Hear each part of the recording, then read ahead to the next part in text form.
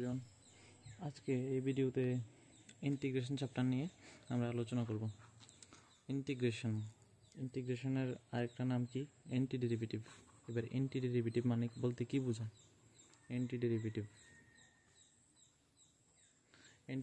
হলো ডেরিভেটিভের উল্টো। তাহলে ডেরিভেটিভ বা ডিফারেন্সিয়েশন সম্বন্ধে আমাদের কিছু ধারণা থাকতে হবে। এবার ডিফারেন্সিয়েশনের মধ্যে আমরা কি পড়ে এসেছিলাম? ধরো ছোটো একটা ফাংশন ছিল, কোনো একটা ফাংশন ধরো এফ অফ এক্স, এই ফাংশনকে কিছু ছোটো ছোটো ফাংশনে ব্রেক করে দেওয়া, ধরো H of x, K of x, G of x, এমন কিছু ছোটো ছোটো ফাংশনে ব্রেক করে দেওয়া। আর ইন্টিগ্রেশনের মধ্যে তাহলে কি হবে? এই ছোটো ছোটো ফাংশনগুলোকে একসাথে অ্যাড করে দেবো, মানে এফ অফ এক্স ফাংশন আবার ফিরে পাবো। এটি হলো ইন্টিগ্রেশন। এবার ধরো ডেরিভেটিভের মধ্যে কি পড়ে এসেছিলে?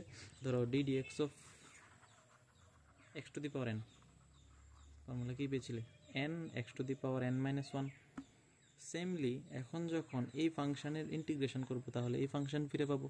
তাহলে n x to the power n minus one dx, এটার ইন্টিগ্রেশন করি। ইন্টিগ্রেশনের সিম্বল হলো এটা, ডিএক্স এর রেসপেক্ট করবো। এবার এন তো কনস্ট্যান্ট বেরিয়ে যাবে।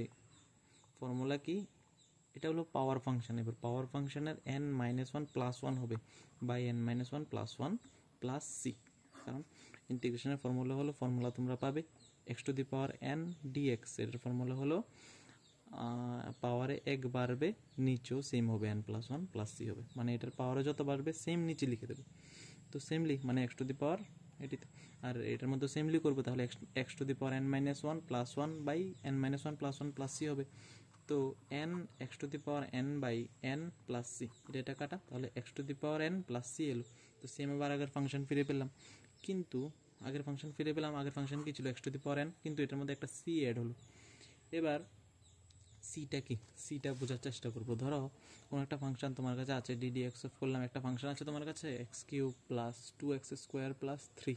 এই ফাংশনটার ডেরিভেটিভ যদি আমরা করি তাহলে three x square plus four x plus কনস্ট্যান্টের ডেরিভেটিভ জিরো, মানে কত আসবে? Three x square plus four x. তাহলে এটার ইন্টিগ্রেশন যদি করি তাহলে আমরা এই ফাংশনের যদি ইন্টিগ্রেশন করি তাহলে এটা ফিরে পাবো। দেখি, integration of three x square plus four x dx, এটার যদি ইন্টিগ্রেশন করি তাহলে কি হয়? থ্রি কনস্ট্যান্ট বেরিয়ে গেল, x cube by three plus four x square by two plus কিছু দিলাম না, ধরো থ্রি থ্রি কাটা, তাহলে x cube plus two x square. কিন্তু এই ফাংশন যদি ফিরে পেতে হয় তাহলে একটা প্লাস থ্রি এর দরকার। এবার মানে এই কনস্ট্যান্ট টার্মটা ফিরে পাওয়ার জন্য আমরা একটা কি এড করে দিই? সি এড করে দিই। এটি হলো সি, এটাকে আমরা ইন্টিগ্রাল কনস্ট্যান্ট বলে থাকি। এবার ধরো এবার ইন্টিগ্রেশনের বেসিক তো বুঝলে কিছু। এবার ইন্টিগ্রেশনের কিছু ফর্মুলা দিয়ে ফর্মুলাগুলো করে নেবে। এই ফর্মুলা দিয়ে এনসিআরটির ক্লাস 7.1 7.2 যা আছে সবগুলো চ্যাপ্টার আমরা করার ট্রাই করবো। ধরো এক number, integration of x to the power n d x equal to কি হবে? X to the power n plus one by n plus one plus c. 2 number, integration of d x মানে কিছু নেই, তাহলে অ্যান্সার কত হবে? X plus c. কারণ কনস্ট্যান্টের ডেরিভেটিভ কী ছিল? কনস্ট্যান্ট না, ধরো কোনো একটা এক্সের ডেরিভেটিভ কী ছিল? ওয়ান, তাহলে ওয়ানের ইন্টিগ্রেশন কত হবে? এক্স হবে, প্লাস সি এড করে দিলাম similarly. 3 number, integration of sine x dx কত হবে? Cos x plus c. এবার কজ এক্সের ডেরিভেটিভ কী ছিল? মাইনাস সাইন এক্স, তাহলে সাইন এক্সের ইন্টিগ্রেশন কত হবে? মাইনাস কজ এক্স দিয়ে দেবো।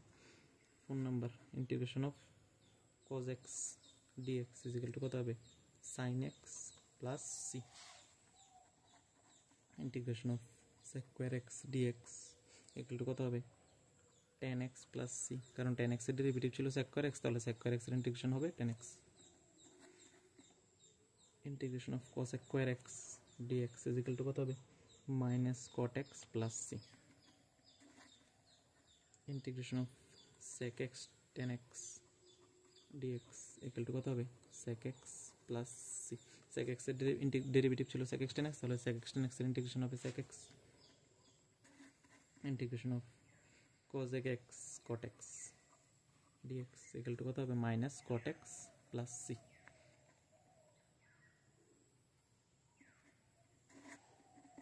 Integration of dx by root under 1 minus x square is equal to sin inverse x plus c। और তোমরা cos ইনভার্স এক্স প্লাস সিও লিখতে পারো, ঠিক আছে? cos ইনভার্স এক্স প্লাস সিও লিখতে পারো, সাইন ইনভার্স এক্স প্লাস সিও লিখতে পারো, আরে minus cos inverse x plus সিও লিখতে পারো, সাইন ইনভার্স এক্স প্লাস সিও ইউজ করতে পারো। এটা তোমার অঙ্ক বুঝে যেখানে যেটা ইউজ করা দরকার তোমরা ওইটা ইউজ করবে। মানে d x of integration of d x by root under 1 minus x square, এটার অ্যান্সার তুমি সাইন ইনভার্স এক্স প্লাস সিও লিখতে পারবো, বা তুমি minus cos inverse x plus সিও লিখতে পারো। Integration of d x by 1 plus x square, এটার value similarly tan inverse x plus c, or তুমি minus cot inverse x plus c use করতে পারো। Integration of d x by x root under x square minus 1, এটার value samely sec inverse x plus c আর minus cosec inverse x plus c use করতে পারো। Integration of e to the power d x equal to কত হবে, e to the power x plus c.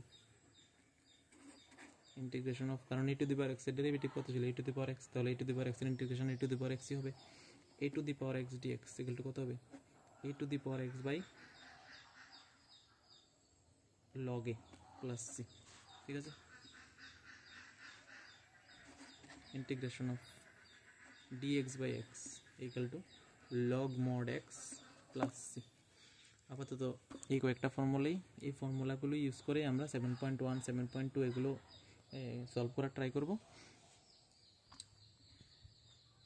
আর যদি কিছু formula লাগে তাহলে পরের ভিডিওতে সেই ফর্মুলাগুলো দিয়ে দেবো।